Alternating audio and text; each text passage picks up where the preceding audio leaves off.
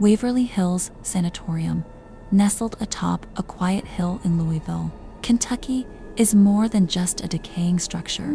It is a vessel of pain, history, and whispers that refuse to be silenced.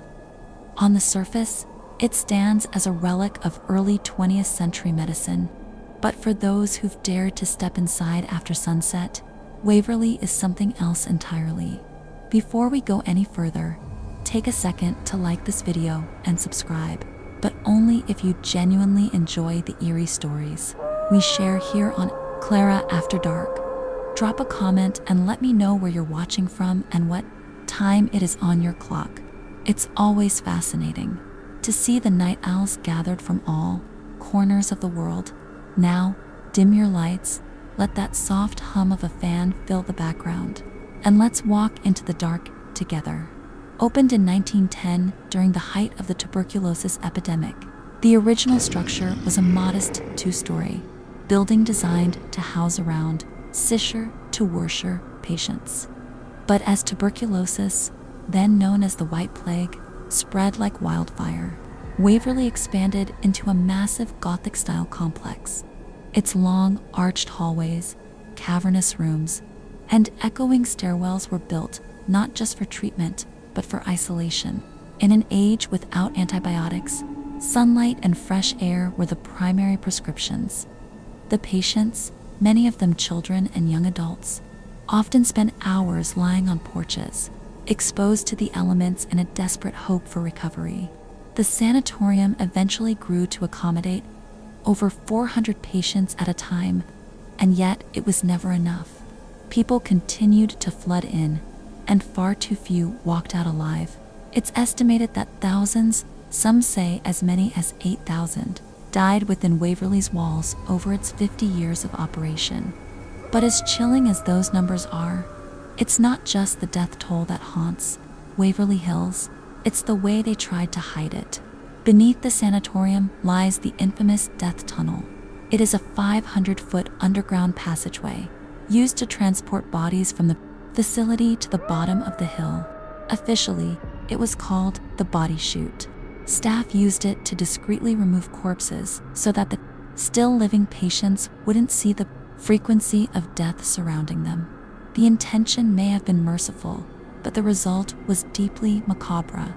It was a tunnel of shadows, grief, and restless souls. And it's here that many believe the darkness of Waverly began to take form.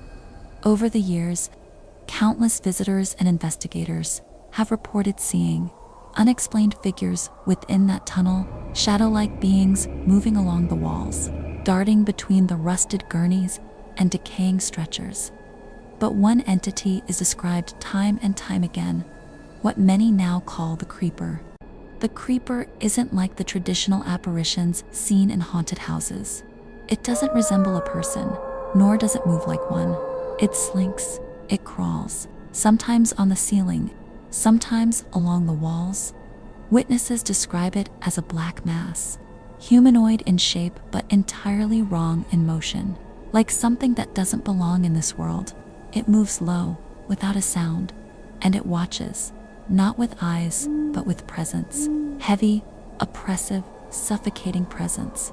Even seasoned ghost hunters have fled the sanatorium after encountering it. One former tour guide recalled seeing a guest freeze in place, pale as the walls, eyes locked on something only she could see. When she finally spoke, all she whispered was, "It was crawling above us." And the moment she said it, every flashlight in the group flickered out. There's something deeply unsettling about the kind of silence you find in places like Waverly Hills. It's not the peaceful kind. It's the heavy, suffocating silence that feels like it's listening, watching, waiting for someone to make the mistake of speaking too loudly or stepping too far into the dark. The creeper, as we started to explore in the first part, doesn't behave like your average ghost. It doesn't float gently down a hallway or appear as a fleeting image in a mirror. Witnesses say it's fast, unnatural, like it's skipping across dimensions just slightly out of sync with ours. Some describe feeling a static charge in the air before it appears, hair standing on end, sudden nausea, or even temporary paralysis. One paranormal investigator claimed his legs gave out just before seeing the black mass drop from the ceiling and vanish before hitting the floor. And it's not confined to the death tunnel. There have been sightings on every floor, particularly in the old surgical rooms and what's now known as the solarium wing, an area where patients were once forced to lie outside in the dead of winter, their lungs rotting from the inside out. This was where fresh air was believed to heal. Now, it's where shadows grow thickest. A group of amateur investigators once camped overnight in that wing, hoping to capture footage of the creeper. Around 3 a.m., their thermal cameras picked up a cold spot moving swiftly down the corridor, far colder than the rest of the already chilly room. One member broke from the group, chasing it down the hall, only to drop his camera and run back screaming. When they reviewed the footage, a dark figure was visible for less than a second. It wasn't walking. It was crawling up the wall, toward the ceiling, and then gone. But not everyone sees the creeper. Some only feel it a weight on their chest, a presence behind them when they're completely alone. Tour guides report that some visitors become overwhelmed without warning, falling into sudden panic attacks or bursting into tears without understanding why. They say the creeper feeds off emotion, particularly fear, and once it locks onto someone, it follows. Some psychics who've visited Waverly believe the creeper is not human at all, nor ever was. They say it's something older, something that was drawn to the sanatorium by decades of death, pain, and hopelessness, a kind of spiritual parasite, born from suffering and now bound to the structure itself. Waverly Hills has countless spirits, but this one is different. It doesn't want to be seen. It wants to be felt. It wants you to know it's there when you're most alone, most vulnerable, when you're standing in the dark and suddenly forget why you're even afraid. And that's exactly when it strikes. The history of Waverly Hills Sanatorium is a story of sorrow and desperation. When antibiotics were still decades away, doctors and staff were left with few options to combat tuberculosis. Patients were separated by gender, age, and the severity of their illness. Families said their goodbyes, sometimes never to see their loved ones again. Many of the patients died alone, surrounded only by cold stone walls and the faint light from barred windows. Their final breaths were often taken in silence. But it was not just the disease that made this place terrifying. There were strange occurrences that staff could not explain. Footsteps echoing in empty hallways, doors opening and closing on their own, and sudden chills that ran down the spine.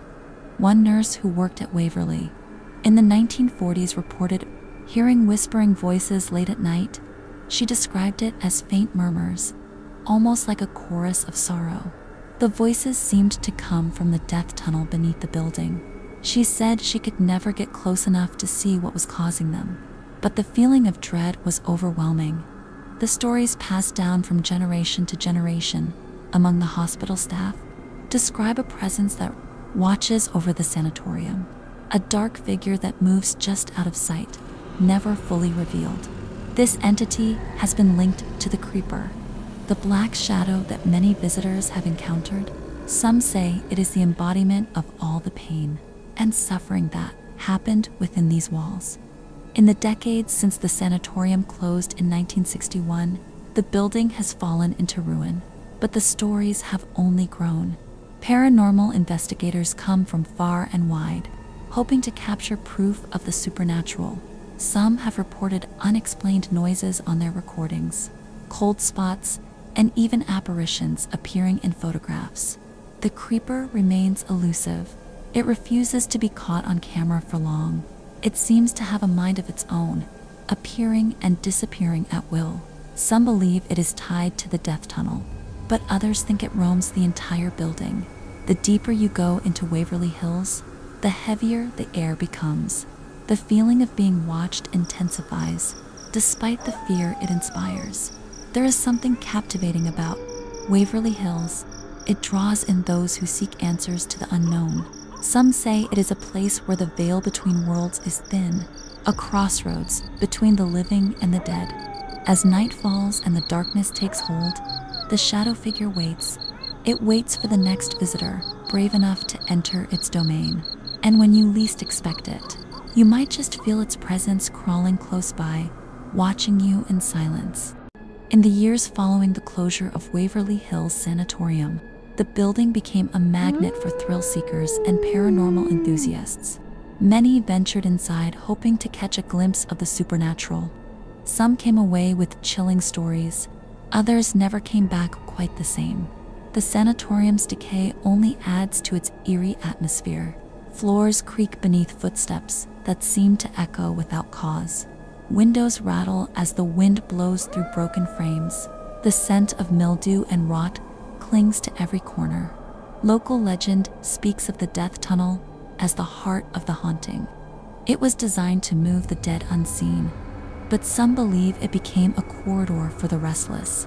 Visitors report sudden drops in temperature and an overwhelming sense of despair when near the tunnel's entrance. One paranormal team spent an entire night inside the death tunnel. Their thermal cameras recorded unexplained cold spots, moving against the natural flow of air. They captured faint whispers and low moans that seemed to come from the walls themselves. At one point, a member of the team felt as though something brushed past them. Though no one else saw anything, the creeper has been sighted in this tunnel more than anywhere else. Witnesses describe it as a fluid shadow, sometimes moving quickly, other times lingering just out of reach. Some believe it may be a manifestation of all the souls trapped in the sanatorium. Despite the fear and the dark history, Waverly Hills continues to draw the curious. It is a place where history and the paranormal collide, a reminder of a time when medicine struggled against an invisible enemy and lives were lost in silence.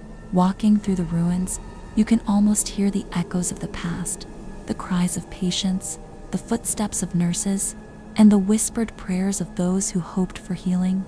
But lurking beneath it all is the shadow figure, watching silently, waiting for the next visitor to enter its domain. Many who have dared to explore Waverly Hills report a mix of terror and fascination. The building's tragic past seems to echo through every crumbling hallway and broken window. Stories tell of a presence that transcends time, haunting the place long after the last patient left. The creeper is said to be the most active spirit within the sanatorium. Its movements are unlike any other. Witnesses describe it as moving silently with unnatural speed and agility. Some have tried to capture it on camera, but only caught fleeting glimpses or cold spots. One chilling account comes from a former security guard. He described working the night shift when he suddenly felt an overwhelming sense of dread. As he patrolled the halls, he heard faint scratching noises coming from the walls. Turning a corner, he saw a dark figure creeping along the ceiling just out of reach. Frozen with fear, he watched as it disappeared into the shadows. There are also stories from visitors who felt sudden drops in temperature or experienced an intense feeling of being watched. Some claim the creeper can invade dreams, causing nightmares filled with suffocating darkness and crawling shadows. The sanatorium's dark history seems to feed the entity. Decades of pain, loss, and despair have created a spiritual energy that lingers.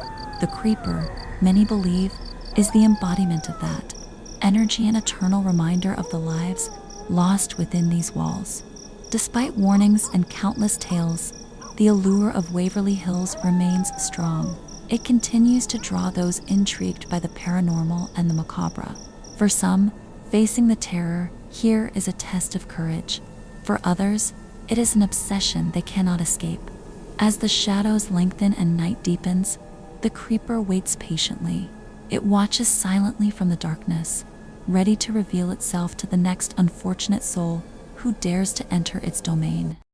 Waverly Hills Sanatorium is more than just a building.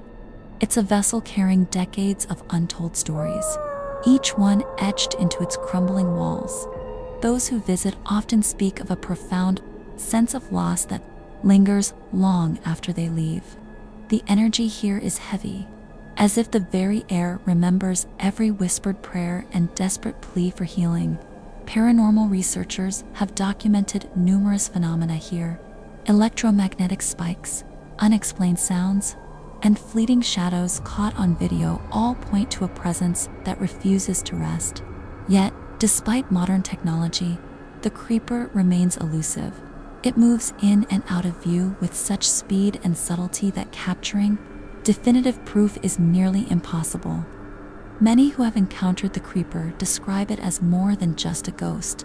Some believe it is a dark entity, born from the collective pain and suffering of the sanatorium's past inhabitants. It's a shadow that feeds on fear and sorrow, growing stronger with every new visitor who senses its presence. The psychological toll of encountering the creeper can be severe. Visitors report feelings of paranoia, intense anxiety, and even physical symptoms like nausea and dizziness. Some have described waking up with unexplained bruises or scratches, leading to speculation that the entity can interact physically. Despite the danger, Waverly Hills remains a pilgrimage site for those fascinated by the paranormal. Its reputation as one of the most haunted places in America only fuels the curiosity of thrill seekers. But few are prepared for the overwhelming darkness that awaits inside. The creeper is patient. It waits in the shadows, watching, learning, and sometimes reaching out to those who dare to uncover its secrets. Every visit leaves an imprint, a story added to the endless cycle of fear and mystery that defines Waverly Hills Sanatorium. Years of exploration and countless investigations have only deepened the mystery surrounding Waverly Hills. Each visitor seems to bring a new story, a new piece of the puzzle. The creeper, elusive as ever, remains the central figure in these tales. It has become a symbol of the sanatorium's tragic past and the unknown forces that linger within its walls. Some researchers have tried to communicate with the entity using various methods. EVP sessions, Ouija boards, and modern digital devices have all been employed in the hope of contact. Occasionally, faint responses or strange noises are recorded, but nothing definitive enough to provide clear answers. Local folklore tells of a nurse who once confronted the creeper. According to legend, she was brave enough to face the shadowy figure, attempting to understand its pain. The story goes that she vanished mysteriously, leaving behind only a diary filled with cryptic messages and warnings. Psychics who have visited Waverly Hills often describe a feeling of overwhelming sadness mixed with anger. The creeper is said to harbor resentment towards the living, especially those who disrespect the site. Some believe it punishes those who come merely for thrills rather than respect. Despite these warnings, the sanatorium continues to attract thrill seekers and ghost hunters. Many are drawn by the promise of encountering the supernatural. Few are prepared for the emotional and psychological effects that often follow. The creeper's presence is a constant reminder that some places carry the weight of history, too heavy to ignore. It is a shadow cast by countless lives lost, a silent witness to suffering and despair. As night falls and the air grows colder, the shadow figure waits, watching, patient, ever present. Among the countless visitors to Waverly Hills, some have reported encounters that defy explanation. One such story comes from a group of friends who ventured into the sanatorium on a dare. They split up to explore different wings, hoping to catch paranormal activity on their cameras. As night deepened, one member of the group found himself alone in a long, narrow corridor. Suddenly, the temperature dropped drastically. His breath became visible in the cold air. He heard faint footsteps behind him, but when he turned around, there was nothing. A chilling feeling of being watched settled in. Then, without warning, a shadowy figure appeared at the end of the hall. It moved swiftly and silently toward him. The man froze, unable to move or scream. The figure seemed to crawl along the walls and ceiling, its form shifting and flowing like smoke. The friends regrouped after the terrifying encounter and hurried out of the building. When they reviewed their footage, they noticed strange, orbs of light and fleeting shadows that were not visible to the naked eye. The experience left them shaken and questioning their understanding of reality. Stories like these have only added to the legend of the creeper. It is more than just a ghost or spirit. It is a presence that challenges the limits of the known world. Those who face it often come away changed, haunted by what they saw and felt. Waverly Hills Sanatorium remains a place where the veil between the living and the dead feels thinnest, a place where shadows whisper secrets and the past refuses to stay buried. As darkness envelops the ruins, the creeper waits patiently, always watching, always lurking in the shadows. The psychological effects of encountering the creeper can linger long after leaving Waverly Hills. Many visitors report vivid nightmares, feelings of paranoia, and a sense of being followed even outside the sanatorium's grounds. Some have sought therapy to cope with the trauma. Researchers believe that the entity's influence extends beyond the physical location. It seems to attach itself to those who come into contact with it. This has led to speculation that the creeper is not confined to Waverly Hills, but can follow its victims. One investigator recounted a chilling experience where, after a visit to the sanatorium, he began to notice unexplained shadows in his home. Lights flickered, objects moved on their own, and the sense of being watched persisted. Despite attempts to rid himself of the presence, it remained. The idea that the creeper can follow individuals has made many wary of visiting Waverly Hills. Some warn that curiosity comes at a price. Those who disrespect the site or seek fame may find themselves haunted in unexpected ways. The legacy of Waverly Hills is a cautionary tale. It reminds us that some places carry darkness that cannot easily be shaken off. The shadow figure is a reminder of the past's grip on the present, a constant lurking threat. For those brave enough to face it, the sanatorium offers more than just fear. It presents a glimpse into the unknown, a confrontation with forces beyond our understanding. As the night deepens, the creeper's watchful eyes remain fixed on its next target, waiting silently, ever patient. Not all who walk the halls of Waverly Hills leave with stories of terror. Some speak of a strange calmness, a quiet sorrow that permeates the building, but even that peace is often broken by the unexplained. Sounds of footsteps echo where no one walks. Doors creak open without a breeze. Whispers drift through empty rooms, too faint to understand, but impossible to ignore. Among the most unsettling locations is the old operating room. Abandoned surgical tools rest in rusted trays, and the faint scent of antiseptic still lingers. It is said that the creeper often appears here, feeding on the pain and fear left behind by countless failed operations and final breaths. One former nurse who toured the site described a sudden wave of emotion. Upon entering the room, grief, pain, and hopelessness hit her all at once. She saw a shadow shift across the far wall, but when she turned, the room was still. Her heart raced, and tears welled in her eyes, though she couldn't explain why. It's not always what you see at Waverly Hills that stays with you. It's what you feel. The way the air seems heavier, the way your skin tingles as if something unseen brushes past, the way your instincts scream at you to leave, even when your curiosity begs you to stay. The creeper thrives in these moments. It doesn't need to be seen. It only needs to be felt. And when fear takes root, it grows stronger. Visitors continue to come, some skeptical, others seeking answers, and a few just chasing a thrill. But all who leave take something with them, a memory, a chill, or a haunting sense that something followed them home. In the quiet hours just before dawn, Waverly Hills feels different. The darkness lifts slightly, but the feeling of being watched never fades. It's as if the building itself knows the night is ending and reluctantly retreats into stillness. Some say this is when the creeper is most active. Not loud or dramatic, but subtle and deliberate. Shadows flicker at the edge of vision, impossible to catch, yet impossible to ignore. It's in these moments that visitors feel the deepest sense of unease, a silent presence just behind them, breathing when no one should be there. A paranormal team once stayed through the entire night. As they reviewed footage during this early hour, they caught something strange. A tall, thin figure appeared in a hallway, standing still for several minutes before vanishing.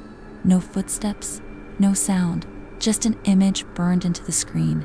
Even skeptics on the team admitted it felt unnatural. This period, between night and day, has earned a name among locals and investigators alike. The in-between, a liminal time where reality seems fragile, and the past bleeds into the present. It's here that the creeper's influence seems to deepen, as if it knows the barrier between worlds is thinnest.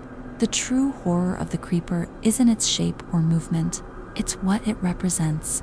A part of Waverly Hills that never healed. A remnant of agony that has no end. It isn't a ghost seeking closure, it is pain seeking company. As the sun finally begins to rise, the shadows pull back, but the feeling never fully disappears. It stays with you, in the back of your mind, in the pit of your stomach. A whisper that says, you were never truly alone in there.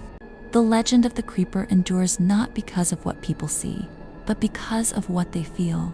Waverly Hills Sanatorium holds memories not written in books, but etched into the very bones of the building. It is a place where fear breathes and grief lingers. Over the years, researchers have tried to classify the creeper. Is it a residual haunting, a demonic force, or something born entirely from human suffering? The answers never satisfy. What's clear is that the entity does not want to be understood. It wants to be felt, to be feared. Those who claim to have stood in its presence describe a paralyzing dread, a sensation that invades the body like cold water. Some lose track of time. Others report sudden headaches, blurred vision, or overwhelming sadness. These aren't just ghost stories. They are physical reactions to something real. And yet, people return. Year after year, Waverly Hills draws the curious, the brave, and the desperate. Some seek answers, others seek thrills, but nearly all leave with something they didn't arrive with. A lingering presence that follows them in dreams and shadows. If the creeper is real, then it is not bound by walls or time. It is something born from trauma, fueled by fear, and kept alive by memory. And if that's true, then perhaps we all carry shadows like it, not as terrifying or malevolent, but as reminders of what we've endured and what we've left unresolved. As we close the door on Waverly Hills, remember this: some places are haunted not just by spirits, but by the stories they refuse to let go. The creeper is one of those stories, still watching, still waiting, still there. Thank you for walking with me through the halls of Waverly Hills.